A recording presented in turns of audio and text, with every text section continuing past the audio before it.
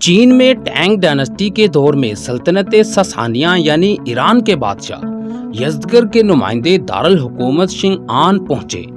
یہ اس وقت کی بات ہے جب عرب میں پیغمبر اکرم حضرت محمد صلی اللہ علیہ وسلم کی وفات کو 6 سال گزر چکے تھے۔ اس کے 5 سال بعد پاپائے روم کے سفیر یہاں پہنچے، جنہیں صحابہ نے شکست دے کر ٹیکس دینے پر مجبور کر دیا تھا۔ اپنے زمانے میں عظیم سمجھی جانے والی 2 سلطنتوں کی عربوں سے شکست چائنا کے لیے بہت بڑے خطرے کی پہلی گھنٹی تھی۔ چینی سلطنت ایک نئی طاقت کو ابھرتا محسوس کرنے لگی، جس کے ساتھ اس کی براہ راست ٹکر کا امکان واضح نظر آ رہا تھا۔ 650 عیسوی میں جب بادشاہ تھائی تسونگ فوت ہو گیا تو اس کا بیٹا کاؤ تسونگ تخت پر بیٹھا، تو کاؤ تسونگ سے سلطنت ساسانیہ اور شکست خوردہ بادشاہ فیروز کی جانب سے امداد کی اپیل نے نئے چینی بادشاہ کی توجہ اس طرف مبذول کرنے پر مجبور کیا۔ چونکہ چائنا پہلے ہی اس جانب کافی محتاط تھا اور کسی بھی صورت عرب مسلم حکمرانوں سے دشمنی مول لینے کا رسک لینا نہیں چاہتا تھا، لہٰذا جواب دیا گیا کہ ایران بہت دور ہے، اس لیے امداد کے لیے چین سے فوج نہیں بھیجی جا سکتی۔ اس فوجی امداد کے انکار کے بعد بادشاہ یزدگرد اور فیروز کا بیٹا عرب مسلم حکومت سے پے در پے شکست کھانے اور سلطنت ساسانیہ کو حاصل کرنے میں نا امید ہونے کے بعد چین میں جلا وطن ہو کر قیام پذیر ہو گئے۔ فیروز نے بعد ازاں سن 674 عیسوی میں چینی بادشاہ کے گارڈز میں کپتان کا عہدہ قبول کیا۔ فیروز کا بیٹا چینی شاہی سواری کا محافظ قرار پایا، جو سن 707 میں تب کے دارالحکومت شن آن میں انتقال کر گیا۔ دوسری طرف چینی بادشاہ نے اس وقت کے مسلمان حکمران یعنی تیسرے خلیفہ حضرت عثمان رضی اللہ تعالی عنہ کے پاس اپنا سفیر بھیج دیا۔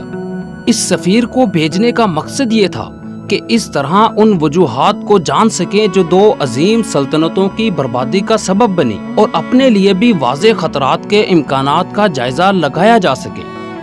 چینی سفیر کے جواب میں حضرت عثمان رضی اللہ تعالی عنہ نے اسلامی حکومت کی جانب سے اپنے ایک معروف جنرل کی سربراہی میں مسلمانوں کا وفد چائنا کے بادشاہ کے دربار میں بھیج دیا۔ سن 651 میں اس مسلم جنرل کی چینی بادشاہ کے دربار میں خوب آؤ بھگت ہوئی۔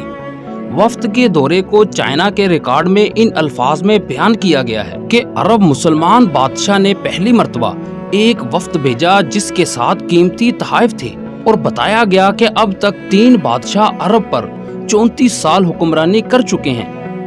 یہاں ان کے نزدیک 3 بادشاہوں سے مراد پیغمبر اکرم حضرت محمد صلی اللہ علیہ وسلم پہلے اور دوسرے خلیفہ حضرت ابوبکر اور حضرت عمر شامل ہیں، جبکہ تیسرے خلیفہ حضرت عثمان رضی اللہ تعالی عنہ نے مسلم وفد دربار چین میں بھیجا تھا۔ اس سے بھی قبل عرب تاجر چین میں آتے رہے، جس کی وجہ سے چائنا میں اسلام کو پذیرائی بہت پہلے حاصل ہو چکی تھی۔ مزید یہ لکھا کہ یہ عرب اس خطے پر مشتمل ہے جو پہلے فارس کا حصہ تھا۔ وہاں کے افراد لمبے ناک والے ہیں اور کالی داڑھی رکھتے ہیں، یہ چاندی کا خنجر اپنے ہمراہ رکھتے ہیں، شراب نہیں پیتے اور ناچ گانا ان کو نہیں آتا۔ ان کی عورتیں گھر سے نکلتے ہوئے اپنے چہرے ڈھانپ لیتی ہیں۔ ان کے ہاں عظیم عبادت گاہیں ہیں۔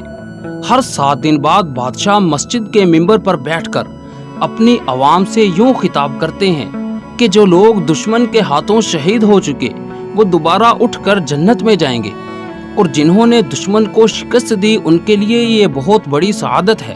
اس سے ظاہر ہوتا ہے کہ عرب بہت بہادر اور جنگجو ہیں، اور یہ روزانہ 5 وقت اپنے خدا کی عبادت کرتے ہیں۔